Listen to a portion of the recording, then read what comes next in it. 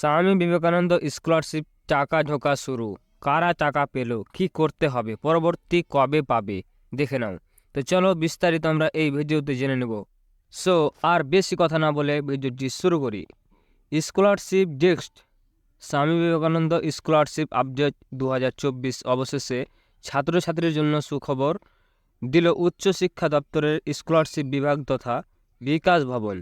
দীর্ঘ প্রতীক্ষার পর স্বামী বিবেকানন্দ স্কলারশিপ এর টাকা ঢোকার প্রক্রিয়া শুরু হল। Swami Vivekananda scholarship payment result 2024 Kolkata টেরাজিজ থেকে ছাত্রছাত্রীদের মোবাইলে নগদ টাকা ব্যাংকে অ্যাকাউন্টে ঢোকার SMS আসছে এবং তার সঙ্গে সঙ্গেই ব্যাংক অ্যাকাউন্টে টাকা পেয়ে যাচ্ছে। যদি তোমরা টাকা আজকে ঢুকে থাকে কিংবা এখনও তোমার স্টেট পরিবর্তন না হয়, সকলের আজকে প্রতিবেদনটা খুবই গুরুত্বপূর্ণ এবং মন দিয়ে দেখো, প্রয়োজন না হলে পরে বিপদে পড়তে পারে। নজরে আমরা দেখে নিচ্ছি। 1 নম্বর হচ্ছে স্বামী বিবেকানন্দ স্কলারশিপ মানি রেজাল্ট 2024।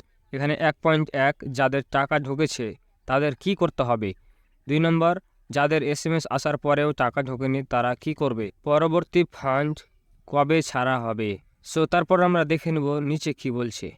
স্বামী বিবেকানন্দ স্কলারশিপ মানি রেজাল্ট 2024 যেসব ছাত্রছাত্রীদের স্কলারশিপ ইতিমধ্যে অনুমোদিত হয়ে পড়েছিল এবং তাদের নামে ফান্ড রিসার্ভ হয়ে গিয়েছিল, শুধুমাত্র তাদেরই জন্য টাকা ঢুকেছে।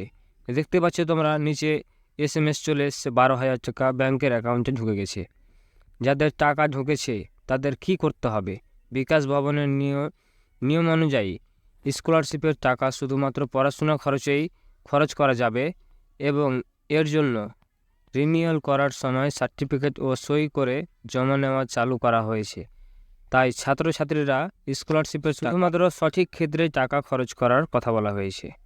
যাদের SMS আসার পরেও টাকা ঢোকেনি তাদের কি করতে হবে। মোবাইলের SMS আসার পর 48 ঘন্টা পর্যন্ত সময় লাগতে পারে ব্যাংক অ্যাকাউন্টে টাকা ঢুকতে, যদিও তৎক্ষণ ব্যাংকে টাকা ঢুকে যায়। যদি সন্দেহ থাকে, ছাত্রছাত্রীরা ব্যাংকে গিয়ে তাদের পাসবুক এবং তাদের ব্যাংকের অ্যাকাউন্টের সমস্ত কিছু প্রক্রিয়া রয়েছে কিনা চেক করতে পারে। সো তারপরে নিচে বলছে পরবর্তী ফান্ড কবে ছাড়া হবে। যেহেতু শুধুমাত্র বিকাশ ভবনের তরফ থেকে টাকা দেওয়া শুরু হয়েছে এবং এই প্রক্রিয়া 2 দিন চলবে, পরবর্তী ফান্ড আশা করা যায় জানুয়ারি মাসের শেষের দিকে বা ফেব্রুয়ারি প্রথম সপ্তাহে ছাড়া হতে পারে। যেসব মেধাবী ছাত্রছাত্রীরা স্কলারশিপের টাকা পেল তাদের অনেক অনেক অভিনন্দন।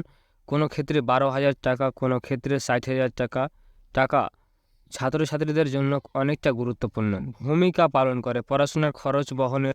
পরবর্তীত আপডেট পেতে স্কলারশিপ থেকে পড়াশোনা পশ্চিমবঙ্গ ছাত্রছাত্রীদের একটাই ভরসা। তো আমাদের এই টিভি বাংলা চ্যানেলটি সাবস্ক্রাইব করে রাখো।